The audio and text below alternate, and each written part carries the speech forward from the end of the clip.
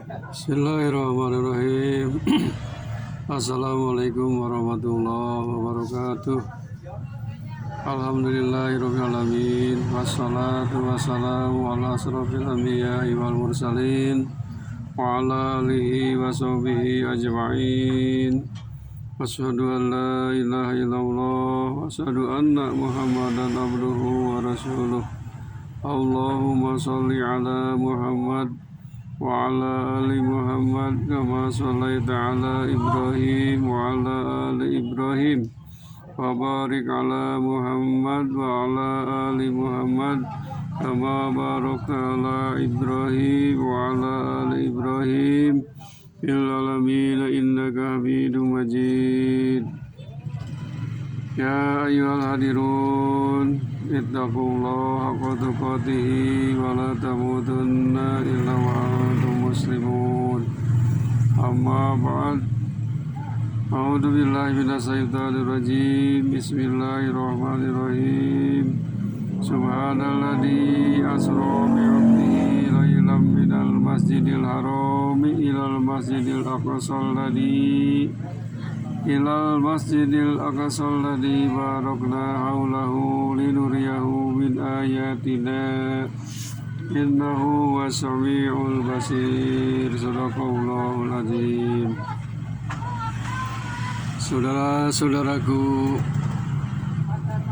yang dirahmati Allah Subhanahu wa taala, syukur alhamdulillah sampai saat ini kita masih diberi berbagai macam nikmat yang begitu banyak sekali, yang tak terhingga dan tidak terhitung jumlahnya, khususnya nikmat jasmani dan nikmat rohani, juga nikmat iman dan nikmat Islam, nikmat sehat dan nikmat umur.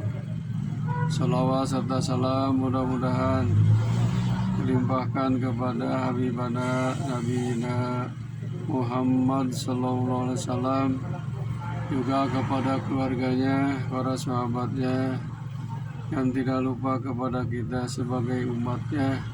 Amin ya Allah ya rabbal alamin. Hadirin yang dimuliakan Allah, marilah kita pada saat ini memohon kepada Allah Subhanahu wa taala, mudah-mudahan kita semuanya ada dalam lindungan Allah Subhanahu wa taala, ada dalam sehat walafiat, dan dimudahkan dari segala urusan, baik urusan dunia maupun urusan akhirat. Amin ya Allah ya rabbal alamin. Para jamaah, tadi dalam mukadimah saya bacakan ayat suci Al-Quranul Karim, surat Al-Isra ayat 1. A'udzu billahi minasyaitonir rajim. Bismillahirrahmanirrahim. Subhanalladzi asra bi 'abdihi lailan minal masjidil harami ilal masjidil aqsal ladzi barakna haulahu linuriyahu min ayatina innallaha was-sami'ul basir. Shadaqallahul azim. Artinya, Maha suci Allah yang memperjalankan hambanya pada suatu malam dari Al-Masjidil Haram ke Al-Masjidil Aqsa, yang telah kami berkahi sekelilingnya, agar kami perlihatkan kepadanya sebagian dari tanda-tanda kekuasaan kami, tanda-tanda kebesaran kami. Sesungguhnya Dia adalah Maha mendengar lagi Maha melihat. Saudara-saudaraku yang dimuliakan oleh Allah SWT, ayat ini menjelaskan kepada kita tentang peristiwa terjadinya Isra Mi'raj Nabi Muhammad sallallahu alaihi wasallam yang telah terjadi pada saat itu di bulan Rajab tanggal 27 tahun ke-10 dari kenabian. Allah Subhanahu wa Ta'ala dengan izinnya memperjalankan atau Isra Nabi Muhammad SAW dari Masjidil Haram Mekah menuju Masjidil Aqsa Palestina dan naik atau Mi'raj ke langit ketujuh ke Sidratul Muntaha. Peristiwa ini terjadi pada hari Senin 27 Rajab, dan di Sidratul Muntaha itu Nabi Muhammad SAW berdialog dengan Allah SWT, yaitu mendapat perintah juga sholat sehari semalam 50 waktu. Namun akhirnya dikurangi terus menjadi 5 waktu. Di antaranya duhur 4 rakaat, asar 4 rakaat, maghrib 3 rakaat, isya 4 rakaat, dan sholat subuh 2 rakaat. Jadi jumlah rakaatnya sehari semalam sholat fardu atau sholat wajib adalah 17 rakaat.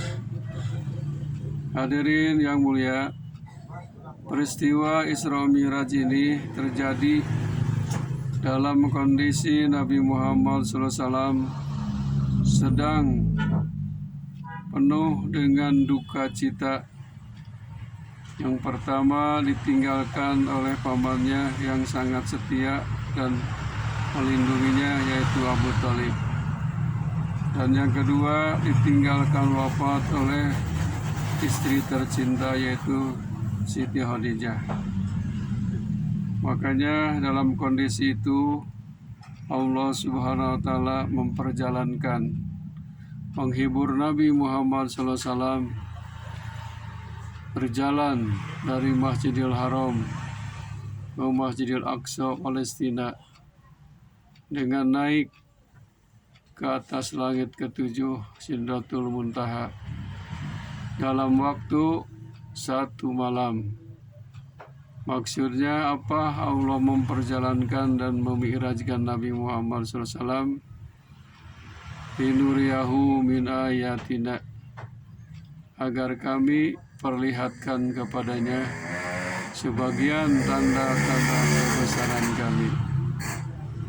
Saudaraku, dikala Nabi Muhammad SAW sedang penuh kesedihan, akhirnya oleh Allah Subhanahu wa Ta'ala dihibur dengan jalan-jalan ke alam semesta sebagai mukjizat yang agung yang tak ada tandingannya. Tentang peristiwa itu, peristiwa Isra Mi'raj belum pernah terjadi sebelum Nabi Muhammad SAW. Dengan kekuasaan Allah Subhanahu wa Ta'ala, manusia yang pertamalah yang bisa menjelajahi langit 1 sampai langit ke-7, sampai ke tempat Sidratul Muntaha, hanya Nabi Muhammad SAW. Inilah kekuasaan Allah Subhanahu wa Ta'ala yang tak akan mampu dipikirkan oleh pikiran kepala kita. Tetapi peristiwa Isra Mi'raj ini harus diterimanya dengan iman. Kalau tidak dengan iman, mungkin tidak dapat dipercaya. Kita ambil contoh kecil saja. Misalkan semut hitam kecil di tempat kita berada, di daerah mana saja, baik di sawah maupun di ladang. Coba suruh berjalan, misalkan ke New York, negara Amerika Serikat. Mungkin berbulan-bulan atau bertahun-tahun, atau mungkin juga mati di perjalanan baru sampai di New York, Amerika Serikat. Tapi kalau semut itu nempel masuk di jok pesawat terbang atau jet, mungkin kurang lebih 10 jam sudah sampai di New York, Amerika Serikat. Itulah gambaran peristiwa Isra Miraj, tak akan dapat diterima dengan logika, tetapi diterimanya harus dengan perasaan iman. Karena Nabi Muhammad SAW naik pesawatnya super cepat, yaitu namanya buraq. Buraq itu artinya kilat. Kecepatannya sampai 300.000 km per detik, bukan per jam, per detik. Sesuai dengan buraq namanya yang artinya kilat. Saudara-saudaraku yang dirahmati Allah Subhanahu wa Ta'ala, kita sebagai umat Islam sudah percaya dan yakin tentang peristiwa Isra Miraj itu adalah takdir kekuasaan Allah Subhanahu wa Ta'ala. Tetapi pada saat itu di Mekah, khususnya kaum Quraisy atau manusia di Mekah menjadi 3 kelompok karena ada peristiwa Isra Miraj yang disampaikan oleh Nabi Muhammad SAW. Satu kelompok yang tidak percaya sama sekali 100%, tidak dapat dimengerti mana mungkin bisa berjalan dari Mekah ke Palestina yang jaraknya ratusan kilometer, kemudian naik ke atas langit sampai Sidratul Muntaha. Orang-orang kafir tidak percaya. Itulah pendapat orang-orang kafir. Kelompok yang kedua, ada yang ragu-ragu, ada yang percaya, dan ada yang tidak percaya. Ini peristiwa Isra Miraj kelompok kedua, setengah hati, yaitu kelompok orang-orang munafik. Yang ketiga, kelompok yang percaya 100% tentang peristiwa besar, yaitu peristiwa Isra Miraj. Karena menurut mereka, Nabi Muhammad tidak pernah berbohong, tidak pernah berbicara atas kemauan nafsunya. Wa ma yantiqu anil hawa illa wahyu yuha. Rasul berbicara berdasarkan wahyu. Makanya ada salah satu sahabat Rasulullah SAW yang paling tua, yaitu Abu Bakar. Abu Bakar waktu itu percaya 100% apa yang disampaikan oleh Nabi Muhammad SAW, membenarkan terjadinya Isra dan Miraj. Akhirnya Abu Bakar As-Siddiq mendapat gelar dari Rasulullah SAW, As-Siddiq, yang membenarkan. Jadi namanya terkenal Abu Bakar As-Siddiq. Itu dari peristiwa Isra Miraj Nabi Muhammad SAW. Hadirin yang mulia, apa hikmah yang harus kita ambil dari peristiwa Isra Miraj itu untuk kehidupan sehari-hari? Hikmahnya di sini ada 5 manfaat dari Isra Miraj. Pertama, manusia tidak boleh berputus asa dari rahmat Allah. Wala tayasu min rahmatillah. Janganlah kalian berputus asa dari rahmat Allah. Inna ma'al usri yusra, inna ma'al usri yusra. Sesungguhnya setelah kesulitan pasti ada kemudahan. Setelah kesulitan pasti akan ada kemudahan. Contohnya Rasul waktu itu adalah yang disebut tahun Hajan, Amul Hajan, tahun penuh kesedihan, yaitu ditinggalkan oleh istri dan ditinggalkan oleh paman wafat. Akhirnya oleh Allah SWT kita tidak boleh berputus asa. Jangan sampai membuat kita manusia terpuruk, ingin menyesal. Jiwa manusia tak boleh runtuh sebelum roh lepas dari jasad kita. Yang kedua, hikmahnya adalah menyegarkan kembali pemahaman tentang sholat. Sebab sholat ini adalah hasil dari Isra Miraj Nabi Muhammad SAW, khususnya sholat yang 5 waktu 17 rakaat. Sebab sholat ini merupakan tiang agama. As-sholatu imaduddin. Sholat itu tiang agama. Sebelum sholat biasanya seorang muslim harus bersih dan suci secara fisik dan mental. Kondisi inilah yang memungkinkan muslim lebih khusyuk saat beribadah dan memohon kepada Allah Subhanahu wa Ta'ala. Yang ketiga, hikmah yang ketiga adalah memakmurkan masjid, menghidupkan masjid, meramaikan masjid.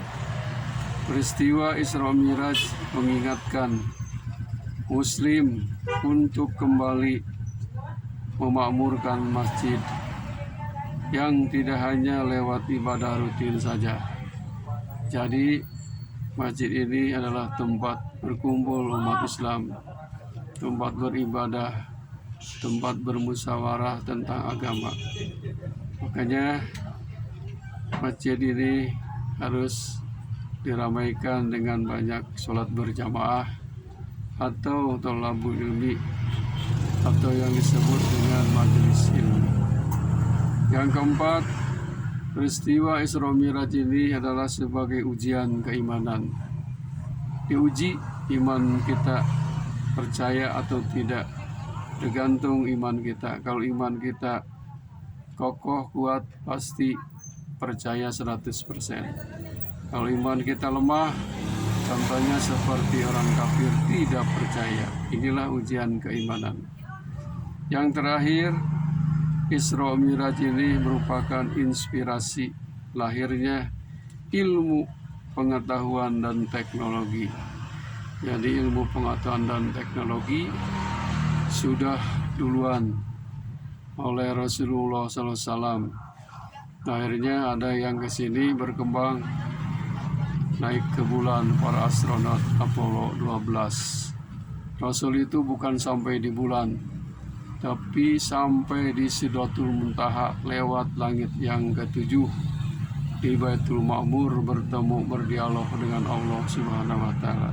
Belum ada satupun manusia yang mampu menembus langit sampai ujung, hanya Nabi Muhammad SAW.